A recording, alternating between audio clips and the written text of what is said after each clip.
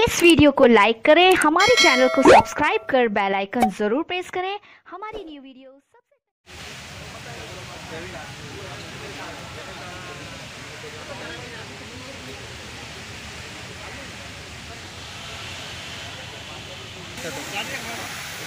ये ताइक्वांडो जो स्टाइल है जी देखिए भैया मैं निकाल लूंगा और बताओ बार मुझे चल रहा है बता लो वाले देश में पूजता है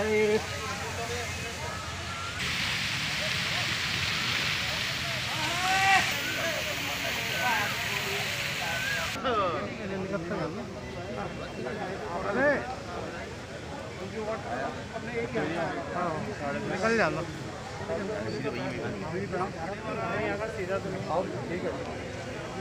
मैं आपको कॉल करूंगा वैसा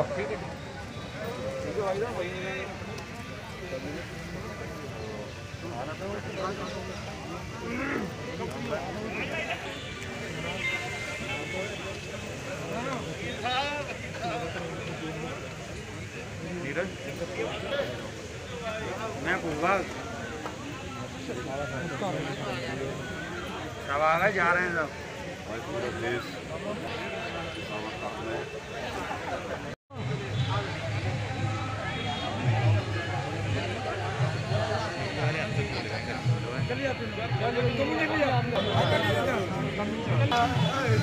और कौन आया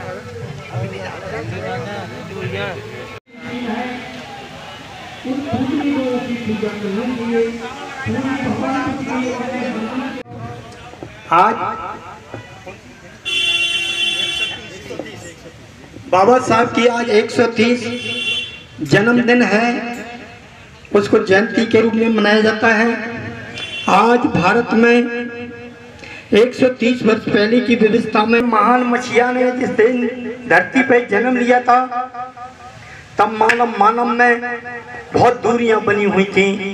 मानव में बड़ी बड़ी गहरी खाई खुदी हुई थी, परंतु बाबा साहब ने जैसे जैसे बड़े होते गए तैसे मानव को एक बनाने के लिए संघर्ष दिन रात करते रहे और संघर्ष लगातार करते करते करते करते ये समाज व्यवस्था से समाज में मारते 45 वर्ष तक बराबर जूझते रहे और बाबा साहब ने अंत में इस पे फतेह पाली और मानव के कल्याण के वो आज बराबर होते जा रहे, दूर थे वो नजदीक आते जा रहे, जो गरीब थे वो और अमीर थे सब एक धारणा में आज चलने को तैयार हो गए। सबको पढ़ने का अधिकार मिला, सबको संपत्ति रखने का अधिकार।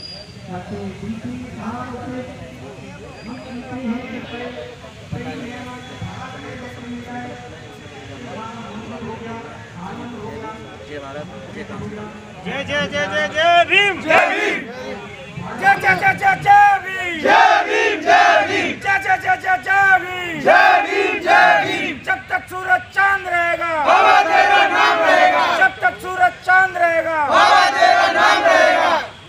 जिंदाबाद जिंदाबाद।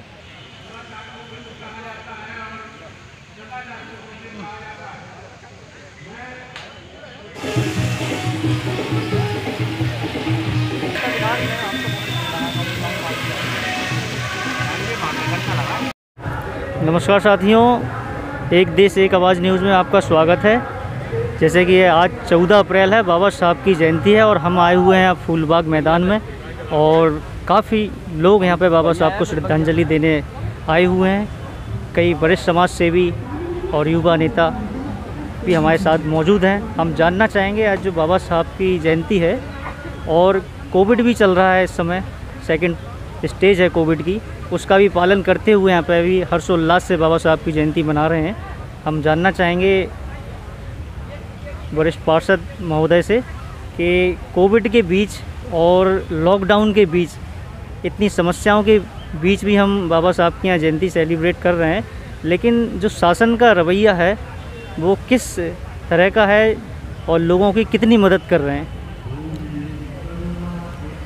सबसे पहले तो एक देश एक आवाज़ में आपके माध्यम से मैं तमाम देशवासियों को बाबा साहब के भारत रत्न भारत के संविधान रचयिता डॉक्टर बाबा साहब भीमराव अंबेडकर की जन्म दिवस पर सबको बधाई देना चाहता हूँ, बहुत बहुत बधाई। और रहा साहब कोविड का, तो इस वक्त ये बात ठीक है कि ये दुनिया भर में फैली हुई गंभीर बीमारी है और इस गंभीर बीमारी से बचाव बहुत ज़रूरी है। लेकिन हमारे देश की और प्रदेश की सरकारें हैं, वो सरकार योजनाबद्ध तरीके से गरीब को रौंद कर कुचल करके सिर्फ कुछ मुट्ठी भर लोगों की सुविधाओं के लिए काम कर रही हैं। अगर लॉकडाउन उनको करना है तो लॉकडाउन करने से पहले उन्हें कम से कम एक बार ये तो सोचा जाना चाहिए कि जो लोग सुबह निकलते हैं मेहनत करके, शाम को खाते हैं, तो लॉकडाउन में उनके लिए पहले व्यवस्था की जानी चाहिए। लेकिन नहीं, लठ की दम पर वो पूरे देश को चलाना चाहते हैं। वो सिर्फ आज देश की जो सरकार है सिर्फ पूंजीवादी लोगों की सरकार है, वो दमन करना चाहती है। आज अगर अंबेडकर साहब की जयंती नहीं होती तो हो सकता है वो आज से ही लगा देते, लेकिन वो इतना डरते भी हैं और वो साजिश रच के काम करते हैं। वो इतने कायर और डरपोक हैं कि वो आमने सामने आकर के कुछ नहीं करना चाहते, वो भीड़ को उकसा करके इस तरह की कार्रवाई करते हैं। अभी उन्होंने जिस तरीके का एक मैनेजमेंट, क्राइसिस मैनेजमेंट करके कोई कमेटी बनाई है, उसमें सब संघी आरएसएस के लोग भरे हुए हैं, बाकी कोई भी समाज सेवी, बाकी कोई भी राजनीतिक दूसरे दलों के लोग नहीं, और एक आध कांग्रेसी जो उनके साथ ठेके में और रोडों में पुलियाओं में शामिल हैं, ऐसे कांग्रेसियों को शामिल कर लिया है। और मिलके योजनाबद्ध तरीके से वो पूरे देश को, पूरे प्रदेश को और ग्वालियर को तबाह कर देना चाहते हैं। इसलिए हम इस तरह के लॉकडाउन का विरोध करते हैं। हमारा ये मानना है कि बीमारी है, लेकिन वो जो रोज़ मजदूरी करते हैं उनको लिए लॉकडाउन करने से पहले लॉकडाउन भत्ते की व्यवस्था की जानी चाहिए। उनके आप नीतियों की खिलाफत करेंगे। हमारे साथ ओबीसी महासभा के राष्ट्रीय अध्यक्ष विजय याग्निक जी भी मौजूद हैं। हम उनसे भी जानना चाहेंगे जो सरकार की जो नीतियां हैं और कोविड के देखते हुए क्या व्यवस्थाएं आपको ऐसी लग रही हैं जो सरकार आम लोगों के लिए उचित व्यवस्था कर रही है या नहीं? देखिए, सबसे पहले तो आपके जो न्यूज़ चैनल है एक देश एक आवाज़ के माध्यम से मैं तमाम सारे हमारे संविधान के चाहने वालों को बाबा साहब की जयंती के दिवस की हार्दिक शुभकामनाएं देता हूँ। जिस तरीके से इस देश के अंदर जो कोविड-19 के नाम पर ये पूरा विश्वव्यापी जो घोटाला है, जिसके तहत हमारे जो आंदोलनकारी लोग हैं, हमारे जो संविधान के चाहने वाले लोग हैं, उनके ऊपर कोरोना के आड़ में और ख़ासकर जो किसानों की जो मांगों को लेकर जो आंदोलन पूरे देश में चल रहा है, उसको दबाने के लिए और ख़ासकर जो हमारे जो SC ST OBC और माइनॉरिटी के लोग हैं, जो हमारे डेली कमाने खाने वाले लोग हैं, उनके ऊपर लगातार ये कोरोना लॉकडाउन के नाम पर उनको मारने का, उनको प्रताड़ित करने का ये हिटलरशाही रवैया सरकार का है। मार्च 2020 के अंदर लॉकडाउन लगा था और उसके बाद में फिर हम एक साल बाद 2021 के मुहाने पे अप्रैल में खड़े हुए हैं। आप देखिए, देश के अंदर ना उन्होंने सरकारी अस्पतालों की व्यवस्था कराई है, ना उसके ऊपर व्यवस्थाएं वहाँ पर सुचारू रूप से दवाइयों की व्यवस्था कराई है, ना वेंटिलेटर की व्यवस्था है। आप देखिए, हमारे जो बच्चे हैं जो पिछले 1.5 साल से पढ़ नहीं पा रहे हैं, वो मोबाइल्स के ऊपर उनका जो रवैया है वो बिगड़ता जा रहा है। आज शिक्षा के ऊपर कुठाराघात किया जा रहा है, स्वास्थ्य के ऊपर कुठाराघात किया जा रहा है, और ख़ासकर जो डेली कमाने खाने वाले लोग हैं, इस 7 दिन का जो 15 तारीख से कल से लगने वाला है, देखिए ये तो बाबा साहब की जयंती ना होती तो शायद वो 13 तारीख से ही लॉकडाउन लगा देते। जिस तरीके से भोपाल में, इंदौर में, तमाम सारी जगह पर, और आप सोचिए कि जहाँ पे चुनाव हो रहे हैं, बंगाल हो, केरल हो या दमोह मध्य प्रदेश का, वहाँ पर कोई सोशल डिस्टेंसिंग का पालन नहीं हो रहा है। तो जनता ये समझ चुकी है कि ये हिटलरशाही रवैया है और देश के अंदर संविधान के ऊपर जो अधिकार बाबा साहब ने हमको दिए थे, जिनकी जयंती हम लोग मना रहे हैं, उस अधिकार को छीनने का काम ये सरकारें करने वाली हैं और कर रही हैं। केंद्र की मोदी सरकार हो या मध्य प्रदेश की शिवराज सिंह चौहान हो, वो दोनों ही लोग जो संघ के कार्यालय संचालित हो रहे हैं, वो नहीं चाहते हैं कि इस देश के अंदर जो लोग हैं, जो डेली कमाने खाने वाले लोग हैं, आज देखिए जिसकी शासकीय व्यवस्था इसका समय पूरा धंधान से भरा हुआ है, उन्हें लॉकडाउन से वो छुट्टी मना रहे हैं। लेकिन जो डेली कमाता खाता है, जो डेली रेडी लगा रहा है, जो डेली कमा रहा है, जो फैक्ट्रियों में काम कर रहा है, जो लेबर क्लास लोग हैं, आज उनसे पूछिए उनकी हालत क्या होने वाली है। सरकार को ये चाहिए था कि पहले उनकी व्यवस्था करते। सरकार के पास में पूरा 1 साल का टाइम मिला है। आज JH के अंदर चले आइए, कोई व्यवस्था नहीं है। प्राइवेट के अंदर वहाँ पर लूटमाट मची हुई है।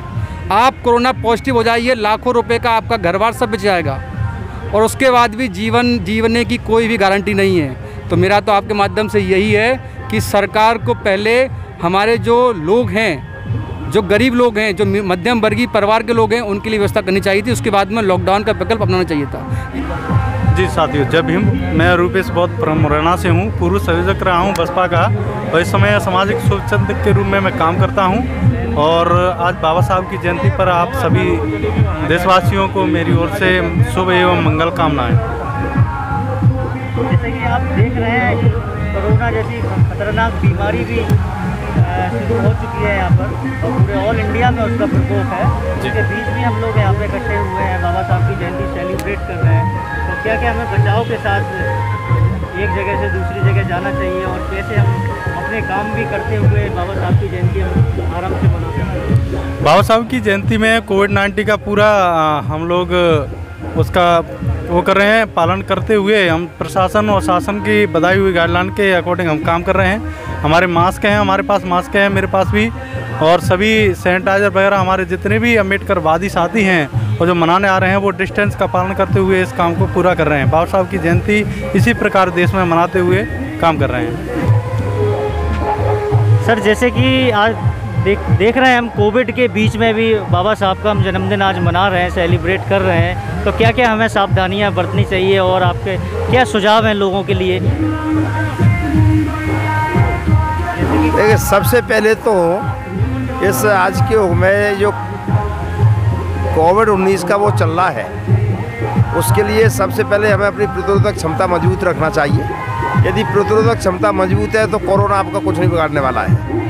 मैं आज बाबा साहब की 130वीं जयंती के अवसर पर समस्त देशवासियों को अजाक विकास संघ कसस और दाम की ओर से हार्दिक शुभकामनाएं देता हूं। जैसा कि हम कुछ पिछले उससे देख रहे हैं कि भीड़ जहाँ है वो अभी वर्तमान में जो पिस रहा है तो मध्यम वर्ग पिस रहा है। यदि कोरोना भी बड़ा समझदार है कि जहाँ बड़े बड़े लोगों की भीड़ होती है वहाँ कोई रोक टोक नहीं है, और जहाँ गरीब जनता है वहाँ रोक टोक की जाती है।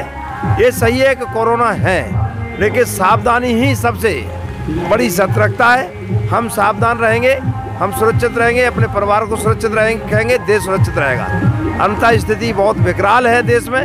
और मजदूर और जो रोजमर्रा के कमाने खाने वाले लोग हैं, उनकी जीवन पे क्या असर पड़ने वाला है? बहुत असर पड़ रहा है, और मैं समझता हूँ यदि यही स्थिति बनी रही तो बहुत बुरी त्रासदी इस देश में आ जाएगी, क्योंकि गरीब और मध्यम वर्ग पर ही इसका असर हम पिछले 1 वर्ष से देख रहे हैं। सबसे ज़्यादा यदि परेशान हुआ है तो मध्यम वर्ग और गरीब वर्ग हुआ है, और इसके लिए हमारी सरकारों को बहुत महत्वपूर्ण